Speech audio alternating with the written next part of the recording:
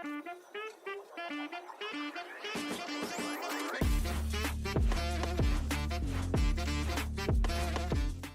everybody, it's Libby DeLucian again here with the Libby DeLucian podcast. And I have a great friend, Bill. I'll let you introduce yourself, but me and Bill met at SaaS Academy many years ago, a handful of years ago.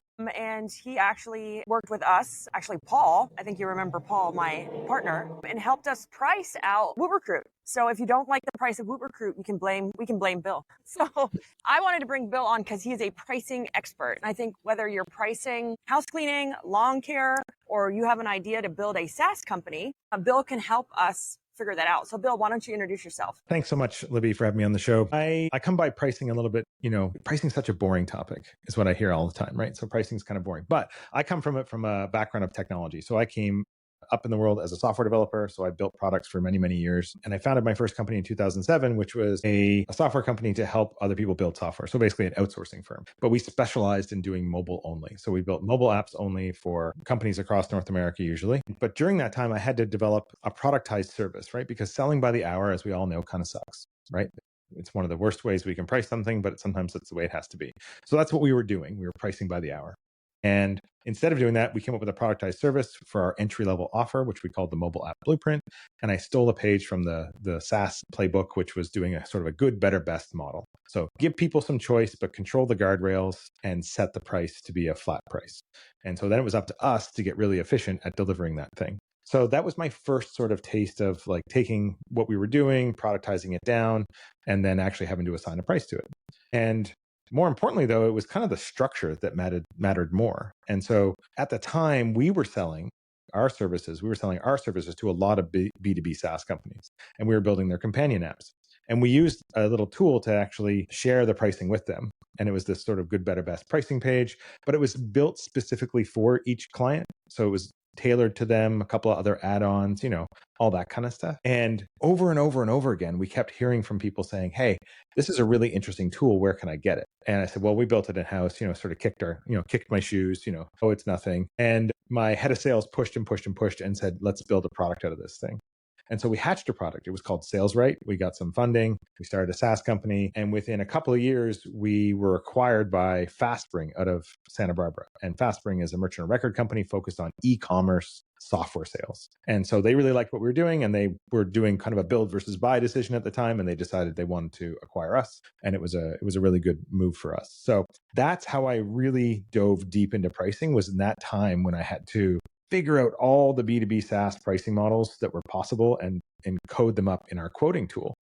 And that's kind of how I came into pricing. And it's also how Libby and I met, because when I was trying to actually grow that company, I joined SaaS Academy. Because up until then, I had been reasonably successful running my businesses. I imagine many of you can relate to this, running your business and you take a new chapter and then all of a sudden things get a lot harder. So I ran into a few walls and then I joined SaaS Academy, met Libby. But that's where I started to really get exposed to a ton of other types of software companies, which were really, really fascinating. So I naturally just ended up talking to people about pricing. And so once the company got acquired, I sort of hung out with the SaaS Academy team and did a bunch of coaching for a lot of years. And so I've coached over 400 founders on pricing in general, whether it's value pricing or, cost plus pricing, any of those types of models I've sort of been exposed to. Yeah, I don't know really where I'm going with this, but that's sort of my long-winded introduction about what I do and where I came from. I think like many of you probably listening, your journey is not what people would expect necessarily. I think that's kind of normal. And I always like highlighting that because everybody arrives at where they are because of their past experience. And so if you had asked me when I was 20 years old, going through university, taking computer science, if I would ever be a pricing expert, I would have laughed. And so, you never know where things are going to take you. And so you just got to follow the road and trust the process. So I love that your story of kind of how you end up here. I think we all end up not thinking that, oh my gosh, we're going to own a SaaS company or a house cleaning company or lawn care company. You mentioned something in your good, better, best, right? Good, better, best. I see a lot of, especially in the residential cleaning and commercial cleaning space, a lot of people starting to price good, better, best. When that's not the traditional way to price a job, and I think it's one they're trying to give options right now because people are, that perceived value. So can we put those bumpers?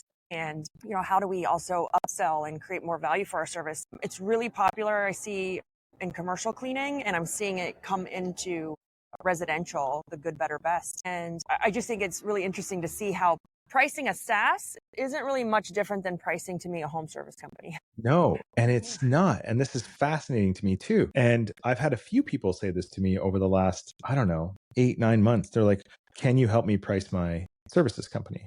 And I'm like, well, no, and I usually just, give advice for free at that point because they're not my target market, and I'll sit and have the conversation. But I realized recently, like you, we're seeing this over and over and over again, and it's showing up. And I thought to myself, I said, well, you were doing it, you idiot. You were doing it back, with your software company. You were still selling service, and you were productizing it, and you were selling it in a good, better, best fashion. And it is a really great model. So good, better, best, I think, works in a lot of situations where not everybody needs everything you do. And if they do get everything that you have, they may feel a little bit like, well, I don't really need that. And all of a sudden it feels a little bit hard to pay for the thing. And that sounds kind of weird. Like, we give people more things and we expect that's more value, and therefore we'll charge more for it. But sometimes it feels like less value because I don't need it. So Yeah. I don't know what it would be in cleaning, but if there's some kind of service that you offer that maybe, I don't know, maybe it's like Venetian blind cleaning, and I don't have any Venetian blinds. It's like, well, why am I paying for you to do Venetian blind cleaning in this package when I don't have any Venetian blinds? I don't know if that's a thing, but that's throwing that out there. Well, we always learn that we should price our service as a product, right? Package it together, because that helps us get away from customization, just like in software. Like, you have the good, better, best, so that there's very little or no customization needed. That's actually the same philosophy in cleaning, is to price it as a product, a thing, versus a service where it's more customizable, and then that's not scalable. But if we're doing the good, better, best, then we can give the customer what they need with it. It's like you said, it still has those bumpers within those parameters, so they're not buying what they don't need. Yeah, I mean, because if you think about the spectrum of those pricing models, right, you've got all the way at the other end, it's like all in one, here's our one package, we sell it, this is what you get, right? And then on the other side of that, we have like an a la carte style of pricing where every single service is priced individually and you can just build your own menu of what you want, which can get really challenging for the business. So in the middle is good, better, best. And good, better, best is kind of preserves some of the a la carteness because they get to choose, and also include some of the all-in-one, because now you can package your services together that make sense. And it creates this, I don't want to call it an illusion of choice, because it's not. It is still optionality, I like to call it. But when you are out there trying to sell a service and you walk in the door and you say, here's my quote for what you're going to do, they'll be like, great, thank you very much. I'm going to go get another quote and compare it, right? I would much rather have the conversation be about not what are you going to buy from me, or not, are you going to buy from me, but what are you going to buy from me? And that way, because then if you have multiple packages you're comparing against, then the conversation comes down to, well, what is it you need? And then these are the options that we have. And then you can use the prices of those to help guide people to where you want them, right? So you'll have like a low end offering that just doesn't really feel like it gets the job done 100%. Maybe it might be good for some folks. And then you have a really high end offering, which is kind of anchoring the price at the highest end. And then you kind of have that middle option, which is the Goldilocks effect, which is kind of like, this is just right. And for most people, if we're designing our good, better, best strategy correctly, then we're going to want most people in that middle package. Very few people sort of in the highest package, because it probably takes a lot more to actually service that. And then people in the lowest package is almost like, potentially entry level, but some people could just live there forever if that's all they really, really need. But ideally, you want to sort of optimize for the thing that you're really good at, the thing you built all your profit margins into. And, that one sort of package. So giving the guardrails on either side sort of forces that optionality and allows them just to compare you against you, as opposed to you against a competitor. I like because that. now if they Compare you against you. I never thought about it in that way. I think it also makes them feel like they're in control, as in they have options. Which one you like, versus like, here's what we have, take it or leave it. Yeah. Or what is it you need? And based on what you've told me you need, it sounds like this is the option for you. And you could even be, and I think people respect that, because you're not just trying to sell them everything you have, right? You're just trying to sell them what they need. And sometimes you'll find people that have very, very unique situations, and it comes up periodically, maybe 15, 20% of the time as you're going through these things, somebody has this very unique thing that they're willing to pay a lot of money for. That's a really good candidate for you to use as an upsell. So you still keep your good, better, best. Don't jam it into a package. But if somebody routinely needs, I don't know, give me a really, I don't know, in your world, what's something that few people need, but the people who need it really, really need it, like that kind of like a service that you would provide. So it's not typically you could say, oh, well, plantation shutters, right? They got to be Mm-hmm. cleaned by hand. If they want it, they really want it. It's typically higher end homes. And it's really Right. expensive because you have to do each panel by hand. And Right. most people won't pay for that. Like, they just keep them Right. closed so you can't see the dirt. Right. Yeah. So then that becomes an add-on, right? The plantation shutter add-on, which you can command a premium for. And some people are going to see, oh, they do that. That's great. I have those. We'll do that once a year. That's fine. Or we'll do that every 3 months. So it just gives people that optionality without you having to devolve to any of those special requests being that you get frequently enough that you have a package for. It doesn't devolve down to just figuring out hourly or what it's going to be. That's the nice thing about Good, Better, Best as well, is it allows you to have, those other pieces sort of be upsells on top of the package they buy. And I think this is normal stuff that you would do if you weren't doing Good, Better, Best, I suppose. If you were pricing everything as a product, you'd probably have a few upsells and a few add-ons that people could buy. But combine it with the optionality of Good, Better, Best, you really get them into a conversation about what's best for them, and they just stop. They don't necessarily stop, but they're cognitive. Here, this is what it is. When people invest mental energy in working with you to figure out what it is I need together, they want a return on that investment of time. Whether they know it or not, psychologically, they want a return on that investment. So they spent time with you sitting side by side as opposed to across the table, figuring out what it is that we need. And from there, they're much more likely to continue that conversation and work with you because they want that return on investment. I like Libby. We sat down, we figured this out. This is exactly what I need. There's a trust level that starts to build if you show up with solutions as opposed to just trying to sell a product.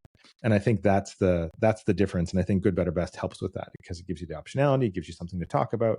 You guys are now figuring it out together, and that loop will just compound. So love this because I think it's a lot of people are going this way, especially in a tight market where, the perceived value, everyone has a different perception of value. We were talking about a topic before we started recording that I want to dive into, and it was we see a lot of people wanting to build SaaS companies, or the thought of building a SaaS company that may be in home service, or they may have this knowledge. And Bill was talking about how we see the future of that when it comes to SaaS. And I was telling Bill, I have people approach me often that they want to take that expertise in lawn care or cleaning or commercial cleaning and say, hey, I have this idea for a SaaS company. But I would like to get, Bill, some of your perspective on, building the future of SaaS when it comes to being able to use your knowledge and your expertise to help kind of industry specific. Yeah. I think grow. I think we're kind of yeah, exactly. I think we're kind of in like the golden hour of this right now in some ways, because the AI has come a long, long way in helping us be able to get our thoughts into a format and into a process much, much faster than we ever have before. So if you combine the ability to create software, which has been democratized and democratized and democratized over time, and it's easier and easier than ever to create software. But generally, it's not the creation of the software that's the problem, right? It's the what problem am I solving? And people who do vertical services, right? Very, very specific, unique services. I always talk about pool installers, or people who do hardscaping, all that kind of stuff. Unique things that are underserved, but they have so much knowledge after years and years and years of doing this kind of work that they just understand it intrinsically. Now you can take that knowledge and get it into AI through various mechanisms, like, teaching it everything, kind of training it with all your processes and your workflows and all the way that you do the work that has made you so valuable to your customers. You can now start to codify into software because AI has been made so accessible. And now you can get your brain, Libby can get her brain into, an LLM, or at least some reasonable facsimile thereof, to get some of the workflows done. And then combine that with the ability to create software so quickly these days that you can really bring those together and go pretty quickly. Because, not only is the software, it's not often just about the software, right? Because building a SaaS company traditionally is very, a lot of them are very horizontal, right? Think about the all ones we know, like Notion and HubSpot and all this kind of stuff. Very horizontal. They don't really care what niche they're servicing. But in services, we are automatically already super vertical, right? If we do HVAC, if we do plumbing, if we do, pools, any of that stuff is very, very verticalized. And it can even get more verticalized. It's like I specialize in a particular type of pool. But when you take all of that knowledge, you need to, if you're trying to help other people do what you do, you're going to have to teach them, right? Because it's not just about the software, it's about it's about the process and the workflow and how you do it.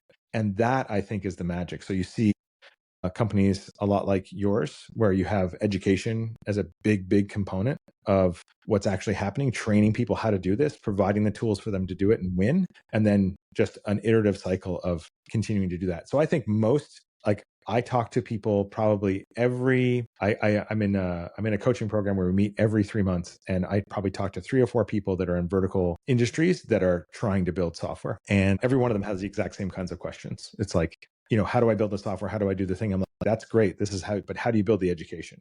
Because you can build that now. Like that is just a matter of time. You just need to sink the time into it and get some good people together, solve that problem. But really, it's going to be like teaching people the process and how to sell and how to do the work is really, I think, the magic. And if you can build those things, they'll just create a crazy flywheel of growth. So we have 2 SaaS companies that we've spun up, Woot Recruit being one and Sell Convert Clean being another. And I love the point. And then I have people approach me all the time that they have an idea. They have the SaaS, they have the system. How can they use AI? How can they spin up, their SaaS is a popular topic. It's been for a few years now. But your point of education, I think, is really important that no one touches on. And I learned this the hard way with Woot Recruit, is I was selling them my process, and my process works, but my process was different than theirs. So the software wasn't the only solution. I had to train them to think the way I thought. I had to train them that, hey, this is a different way of recruiting, but I just need you to try it before you bring in your old habits. Because if anyone in that vertical SaaS space, it's building out expertise and knowledge, you have to have some training behind it, because they actually have to change the way they do business. Yeah. For the software to be effective, it can cause some resistance or friction, and which can then lead to high churn. People don't like it.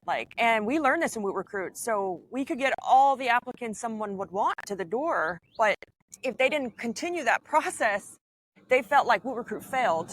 But in reality, they just needed a little bit of education for them to understand how to use it.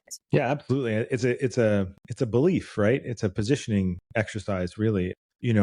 There's a reason that you're successful and other people are not as successful, for example. And I don't mean you, Libby, but like anyone who's building this and they want to do these things, there's a reason that you've unlocked something. And that's very valuable knowledge. And so you have to position yourself in the market saying, look, everybody, this is great. You guys are all doing it this way. That's fantastic. But I believe that there's a better way. And I believe it's this because of XYZ, in the industry. So I'm going this way.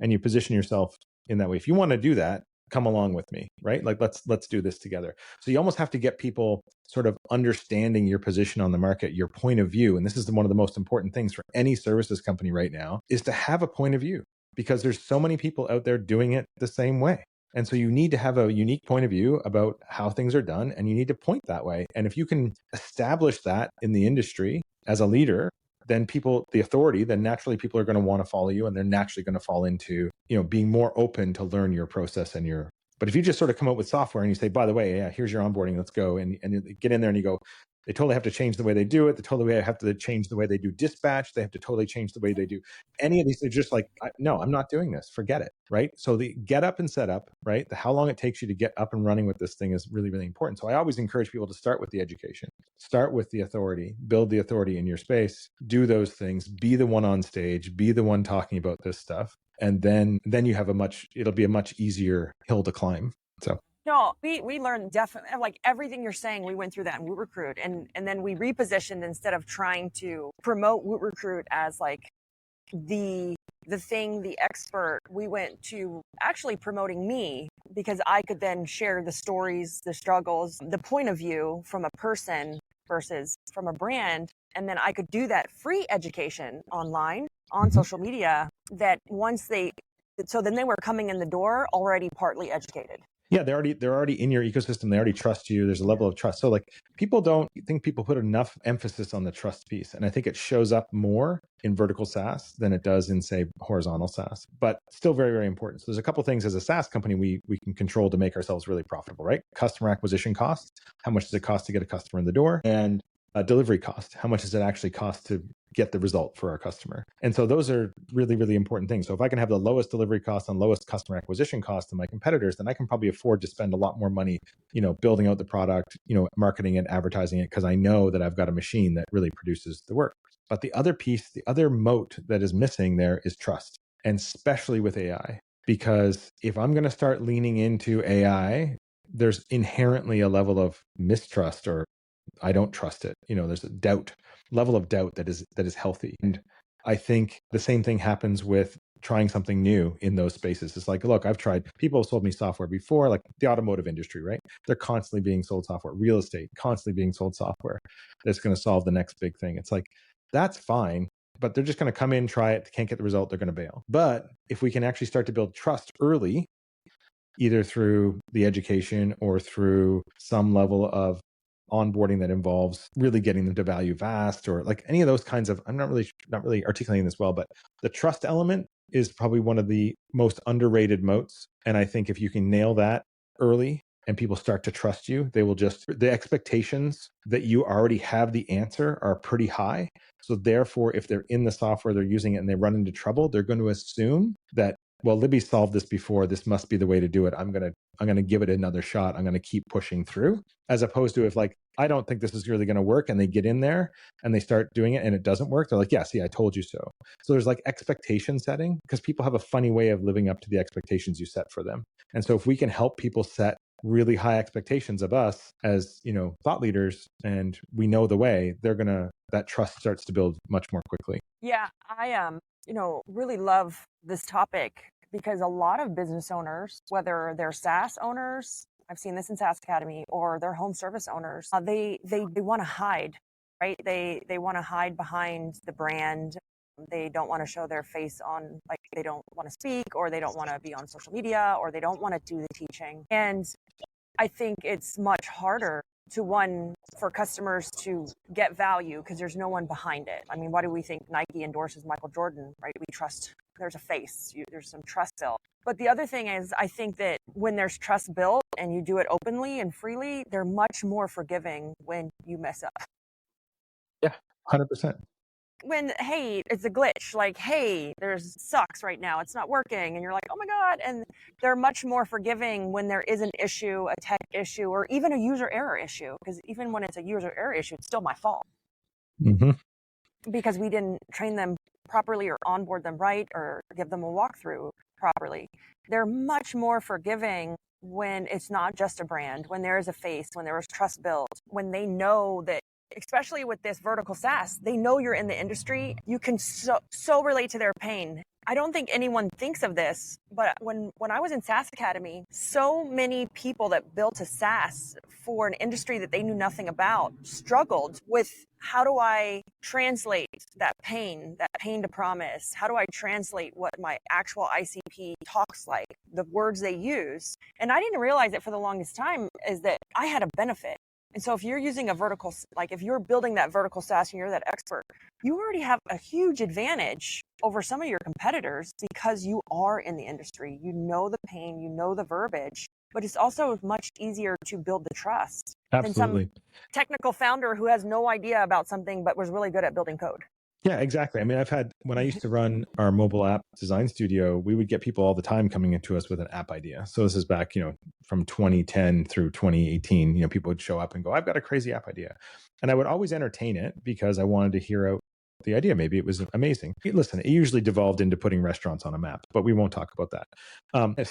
Some people would come and say, I've got this really great idea. And it was a good idea. And I'd be like, this is fantastic. If we can bring our expertise, which is creating beautiful, amazing, highly rated, mobile software, and we can bring your expertise as a domain expert in that field and put those together to create something new, that's fantastic. The problem is that sometimes people would show up with these amazing ideas and have zero experience in that domain. They ran into a problem. So the one it was the idea of before there was like these really great flyer apps and stuff. You get the flyers every week, all this kind of stuff. This guy came along and he said, look, I would really love to take all the flyers and get them into a mobile app, and people could search for things and know what's coming up and all this kind of stuff. And I was like, that's a great idea.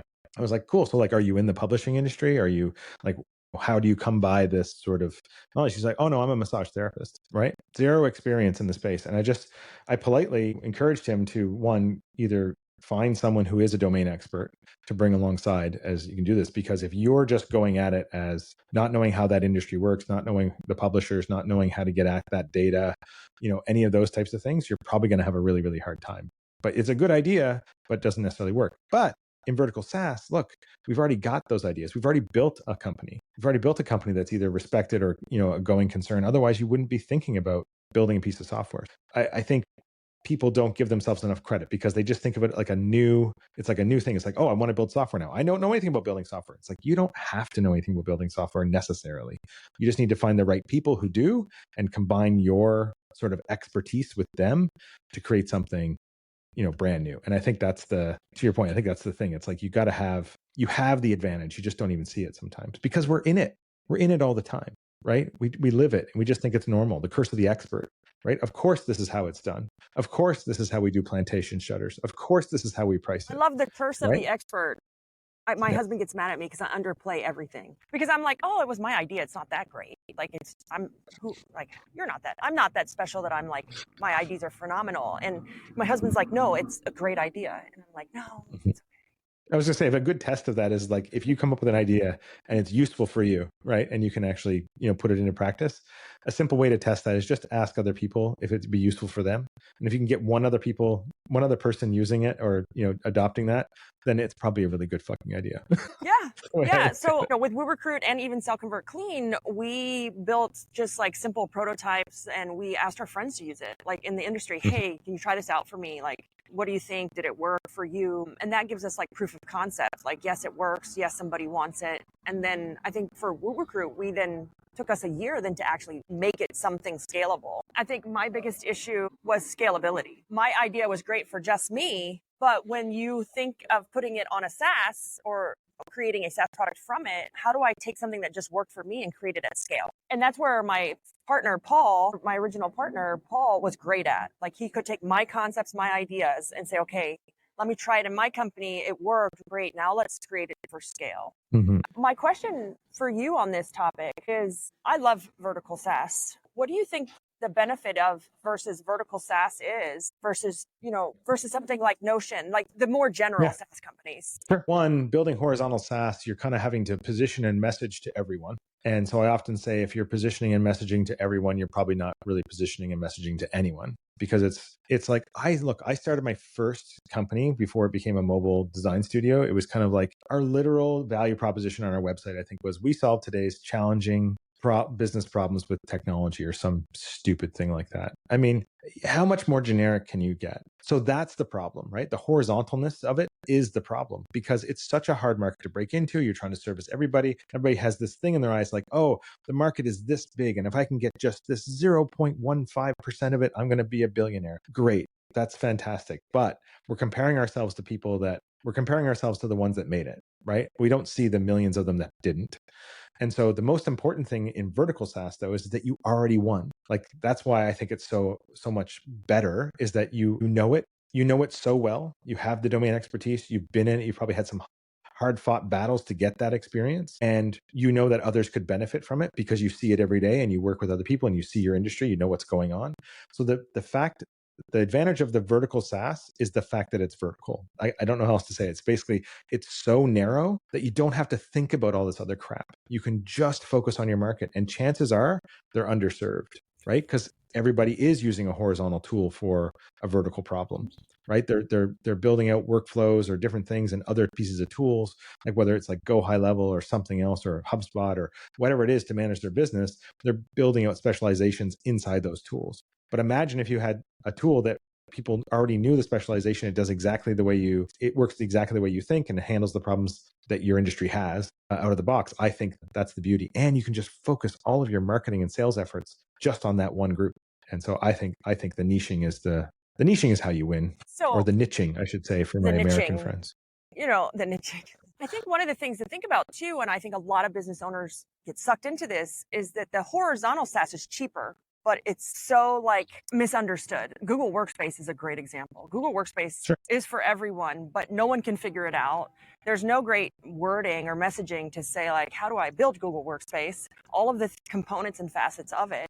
Versus if I go more vertical, it will be more expensive, but I will have expertise built into it already. And so a lot of business owners tend to go cheap, but then get frustrated, like ClickUp, for an example. ClickUp is just like this blank canvas that you have to literally do everything, but it's for everybody. But business owners get frustrated because they don't have the time to build it out, versus if I went with a vertical SaaS, it might be a little bit more money, but I'm buying expertise and workflows, processes that are already built into it. Yeah. You have a friend, she runs a really great coaching company, and she hired a team to build out ClickUp for her. And I think 6 months into it, it still wasn't really where it needed to be or what it was supposed to be. And, she, really lost faith in it. And I think, but if she had found a piece of software that was completely designed for the type of coaching that she does in her space, which is quite popular, she probably would have been a lot better off. And so, yes, it's a bit more expensive, but I think it's not really more expensive. So that's an interesting thing, right? You mentioned expensive. And so something is only is expensive when it's compared to something else. Otherwise, it's just a price, because there's something in your brain you're comparing it to. And that's the shift we have to help people make when it comes to pricing, is that what are they actually comparing it to is probably not the right thing. So if you're comparing the cost of whatever vertical SaaS you have to Google Workspace, that's not the right conversation. It should be the conversation about, like, how else would you actually get this done? And what is it going to take to really get it done in terms of vertical, like manpower and, other things that go into actually getting there. Then the opportunity, then it's going to all of a sudden feel a lot less expensive, because we're no longer comparing it to the $8 a month you're paying for Google Workspace per user. You're comparing it to the $35 an hour you're having to pay that assistant to do that work. I love this topic. This is one of my favorite topics. Like with our pricing tool, we can help cleaning companies price their jobs confidently, consistently in seconds. And somebody goes, well, I can do the same thing using Zillow and a Google Sheet and something else. And I'm like, well, yeah, you can, but how long does that take you? Versus like the SaaS product starts at $39 for the month and you're paying someone $20 an hour to do it manually. And not to mention the other cost that people don't think about is like, yeah, you can do it manually, but it does take you more time. And when you're spending that time, or someone else is spending that time, how quickly is that? How many other quotes has that customer received in that time? Oh yeah. Right? Because there's also about timeliness, getting the information to people. So, and we all know this, like if you can act on a deal faster than the next person, you're in much better situation than they are, right? So if I can get a quote out or a price done very, very quickly. I have another client that does this kind of work, and it's vertical service, and they figured out a way to price jobs, really complicated jobs, in seconds, like you, but they can literally stand in someone's backyard and do the plan with them, draw on an iPad, and have a price that is going to be within 5 or 10%, and their margin is going to be preserved, and they're going to be able to give them that price on the spot, no problem, deliver them a quote right there. Whereas everybody else is going to have to go back and spend a week going and sourcing parts and figuring out what it's going to cost, and because it's one of these expensive or one of these complicated builds. But they've figured it out because they've done it so many times that they figured out how to do this, and it's how they run their business today. So then they decide to go off and build software to do it for everybody else. So it's the same type of thing. It's like, what is the efficiency gain that you're going to get, not just in time, which is probably the biggest one, right? But also in opportunity flow and, ability to service more customers and all of those kinds of things, because you're on top of that, especially when it comes to something like a quoting tool or a pricing tool. If you can get something out there really confidently, really quickly, you're probably in a much better position than your competition. Love this topic. So Bill, I've had you on for over 30 minutes. I want to respect your time. Love this topic. So like whether you're in SaaS space or in the service space and you need help with pricing, Bill is your guy. Bill, we'll make sure that we put all of your information in the show notes. But is there any specific way people can reach you? Yeah, for sure. Easiest way is just find me on LinkedIn. And so I'm pretty much WDR Wilson on any platform. But if you search for Bill Wilson Pricing or Bill Wilson Pace Pricing, you're probably going to find me. Put the link, like you said, in the show notes. And if anybody is interested in more of this kind of stuff, I do post regularly on LinkedIn. I do post pricing page teardowns. You can sort of get my point of view on the market there. And if that's interesting to you, then I would love to have you show up and contribute to the conversation. So that's probably the best way. I could go on for days talking about pricing and the value of like SaaS and software and how people, like just the thought process around it. And your favorite statement to me, like of the whole thing, was probably it's expensive because you're comparing it to something else. And what are you comparing it to? And I never really thought about it that way. And you're 100% right. We're expensive because they're comparing it to us doing it manually, but they're not actually taking into consideration the cost of doing it manually. Whether it's recruiting or quoting or pricing that job, you're comparing it, what are you comparing it to? So Love that phrase. I want to thank you so much for being on our podcast. And you guys, if you like this episode, please make sure to follow us, subscribe for more episodes like this. Again, this is the Libby Delusion podcast. Hope you guys have a great day. Thanks, Libby. This is great.